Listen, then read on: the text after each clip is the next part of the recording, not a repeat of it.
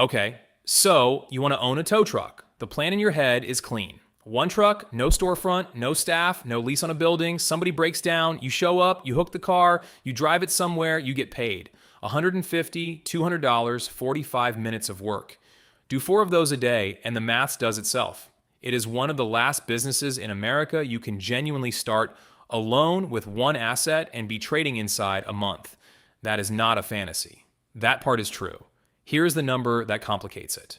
Roughly half the calls a small towing operator takes lose money, not thin margin, negative. The truck rolls, the hook goes on, the car moves, and the operator ends the job with less than they started. And they take the call anyway, on purpose, every time. By the end of this, you will understand who is actually paying you, why the busiest tow truck in your town is not the most profitable one, and why the single most valuable thing in this business is not the truck. It is a name on a list at the police department, and it can be taken away from you in an afternoon. That list is worth pausing on right now because it is the whole game. In most American towns, when there is a crash or an abandoned vehicle or a car that has to be moved by law, the police do not call whoever they like. They work a rotation, an approved list of towing companies, and dispatch calls the next one on it. Some jurisdictions run it in 2-week blocks. You are the on-call company for a fortnight, then it moves on. In others, it rotates call by call. Getting onto that list can take years. Coming off it takes one complaint, one damaged vehicle, one driver who was rude to somebody at the worst moment of their week. And it is not a court process. In most places, it is an administrative decision. So the most valuable asset in a towing company is not on the balance sheet, cannot be insured, and belongs to somebody else.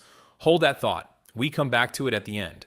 Because here is the thing that makes this business strange. A towing company is not a service business. It is a business where the person who pays you is almost never the person who called you. Sit with that. In a restaurant, the person who orders pays. In a shop, the person who chooses pays. In towing, one party summons you, a second party is the reason you came, and a third party settles the bill. Sometimes all 3 are different people, and at least one of them is furious. Everything else in this video comes out of that one fact. Let us start with what it actually costs to get in. The truck is the obvious cost, and the range is enormous. A light-duty flatbed, the rollback, the one you picture, the one that carries the car rather than dragging it, runs $60,000 to $100,000 new at the light end. A standard new rollback starts around $125,000, and with a galvanized subframe and proper toolboxes, it reaches $160,000. A wheel lift wrecker, the one that hooks the axle and is built for tight city recoveries, runs $110,000 to $145,000. Go up a class and it gets serious fast. Medium duty for box trucks and motorhomes is $190,000 to $275,000. A heavy wrecker is $200,000 to $600,000. A 50-ton unit starts near $450,000. And a rotator, the ones with a boom that swings 360 degrees, the ones that pull lorries out of ditches, sit between $750,000 and $1.1 million for a single machine. Almost nobody starts there. Most people start used, and used is where towing is unusually kind. A 5-year-old flatbed with 150,000 miles can still command around 60% of its original retail, provided the hydraulic bed is sound. These trucks hold value because the chassis is commercial, the bed is simple, and demand for them never really falls. Call it $65,000 for a decent used light-duty flatbed. That is your entry. Then the running costs, and this is where the first surprise lies. Maintenance on one truck runs $7,000 to $12,000 a year. This is not a car. It idles for hours, it loads and unloads several tons repeatedly, and every part of the hydraulic system is a wear item. Insurance is the number that ends most business plans. Tow truck insurance runs from about $5,400 to over $25,000 per truck per year. Light-duty local work is the cheapest band, $5,400 to $8,400. Most single truck operators land somewhere between $7,200 and $12,000. But that is before the 2 coverages this business cannot function without. On-hook coverage protects the vehicle while it is attached to your truck. Garage keepers coverage protects it while it is sitting in your yard. Add both to a small operation with a couple of trucks and a couple of employees, and you are looking at $15,000 to $25,000 a year. Think about what that means.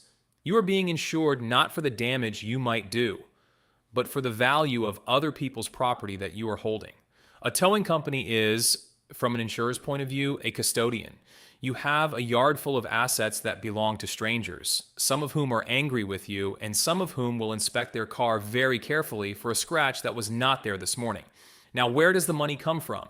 3 phones effectively. 3 completely different businesses wearing the same paint.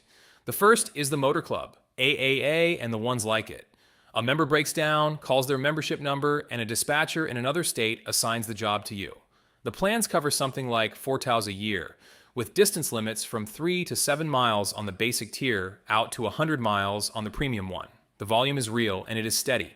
That is the appeal. You do not market, you do not answer the phone, you just accept jobs. The second is the consumer. Somebody's alternator dies, they search for a tow, they call you directly, they pay you directly. Retail towing runs roughly $110 to $325 depending on distance, vehicle, and hour. This is your best paying work by a distance. The third is the rotation. The police list we talked about, a crash, an abandoned car, an illegal park. Somebody who is not the owner tells you to move a vehicle and the owner is billed. And then, crucially, that car goes to your yard and the meter starts. Storage fees run about $20 to $75 a day for a passenger vehicle. $30 a day is common. Some Maryland counties permit an extra $50 a day once 18 hours have passed. Hold that in your head because it matters later. The tow is a one-off payment. Storage is a subscription that the customer did not sign up for and cannot cancel until they pay. That is a very unusual revenue line, and we will come back to what it does to the business. Now let us do the thing that decides everything. Let us follow one call all the way through and work out what it actually costs to answer the phone. Take the one truck operator. Use flatbed, driving it themselves, 6 days a week, 3 calls a day. That is about 900 calls a year. Their fixed and running costs before they pay themselves a single dollar. Insurance, $9,000. Maintenance, $9,000. Fuel, about $10,300 for 25,000 miles at 8 miles per gallon. Yard rent, $18,000. Because you need somewhere to put the cars, and that is $1,500 a month for a fenced lot. Dispatch or an answering service, $6,000 because you cannot drive and answer the phone at once. Licenses, permits, and bonds, $3,000. Phone, admin, accounting, and legal, $4,000. Straps, dollies, and consumables, $2,500. And depreciation on the truck, $8,000. $69,800 a year. Before labor, before profit, before anything. Spread that across 900 calls, and every single time the phone rings, $78 of that year's cost has already been spent. Add 1 hour of driver wage with payroll on top, call it $26. Add fuel for a 12-mile round trip, about $5. It costs roughly $109 to answer one call. Now put the 3 phone lines against that number. The consumer call pays $175. You keep $66. The police rotation call pays $200 plus whatever storage follows. You keep $91 and possibly a great deal more. The Motor Club call pays $65. You just lost $44. And here is the part that makes this a real business problem rather than a simple mistake. That Motor Club call is roughly half of a small operator's volume. So why take it? Because of the difference between a fixed cost and a marginal one. That $78 a call is your yard, your insurance, your permits. It is spent whether the truck moves or not. If the truck is sitting idle, a $65 call still covers its own fuel and driver time and puts about $34 toward the pile of costs you owe anyway. $34 is better than nothing, and nothing is what an idle truck earns. That is the honest version, and it is why every operator in the country takes those calls. But watch what happens next, because this is the trap. You are on a Motor Club job across town earning $65. Your phone rings. It is a consumer in your neighborhood with a dead car and a credit card worth $175. You cannot take it. You are under a car. The Motor Club did not just pay you badly. It filled your calendar with your worst paying work at the exact moment your best paying work was available, and you cannot solve it by refusing the bad calls, because refuse too many and the network drops you, and then you have a truck with nothing to do at all. That is the actual mechanism of this industry, not greed, not stupidity, a volume contract that guarantees you are busy and prevents you from being profitable. So where does the money actually get made? The yard, not the tow. The yard. A tow is a fixed fee for a fixed job. It ends. But a car sitting in your lot at $30 a day is earning while you sleep, while you eat, while you are out on another call. It has no fuel cost, no labor cost, and no driver. The marginal cost of the ninth car in your yard is approximately zero, and a meaningful share of impounded vehicles are never collected. The tow plus storage exceeds what the car is worth, the owner does the arithmetic, and walks away. After a statutory period, you can usually apply for title and sell it. So the highest margin product in a towing company is a car nobody came back for. Say that out loud and you understand why this industry has the reputation it has. The business model has a built-in reward for the customer's worst outcome. Nobody has to be corrupt for that incentive to exist. It is just sitting there in the structure every single day, which is exactly why the regulation exists and why it is tightening. Jurisdictions across the country now cap what you can charge. Some prohibit charging storage for days the company was not open at least from 9 in the morning to 4 in the afternoon. Some require you to wait a full business day before storage accrues at all, unless you are staffed 24 hours. Legislatures in multiple states are actively working bills with titles like End Predatory Towing Fees and Practices. Every one of those rules removes revenue from the highest margin line in your business, and none of them removes a single cost. Now, this is not one industry. It is three, and each is a different bet. Light duty is the entry. Cars and light trucks, flatbed or wheel lift, $65,000 used. High call volume, low value per call, heavy motor club exposure. This is where almost everybody starts and where almost everybody stays. Medium duty is box trucks, motorhomes, small buses, $190,000 to $275,000 for the truck. Fewer calls, better rates, and a customer who is usually a business rather than a person, which means they pay, and they pay on invoice. Heavy recovery is a different planet. $450,000 for a 50-ton wrecker, up to $1.1 million for a rotator. Insurance alone can run $25,000 a truck. You might do one job a week, but a single overturned lorry recovery bills in the thousands, sometimes tens of thousands, and there are very few people in any given region who can do it. Heavy recovery is the only tier where you are not competing on price because there is nobody else to call. Everything below it competes with whoever is cheapest and closest. So, let us talk about what can go wrong, because in this business it is unusually specific.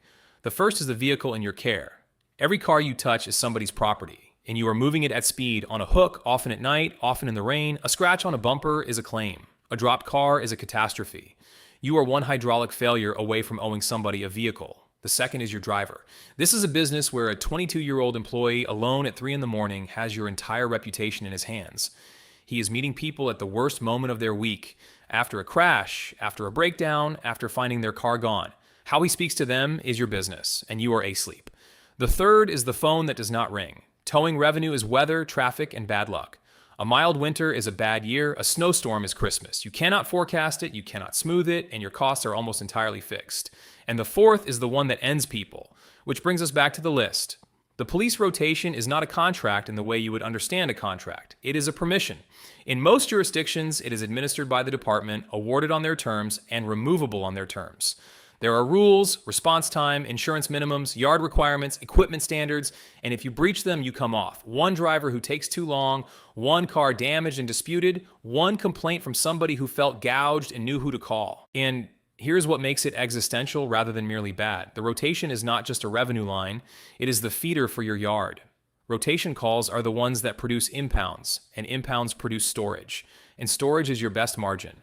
Lose the list and you do not lose a slice of revenue. You lose the tow, you lose the storage that followed it, and you lose the unclaimed vehicles at the end of it. Your truck still works, your insurance still bills, your yard is still rented, and the thing that filled it is gone. Not the developer, not the manufacturer, not the bank. The department decides, and you find out by phone.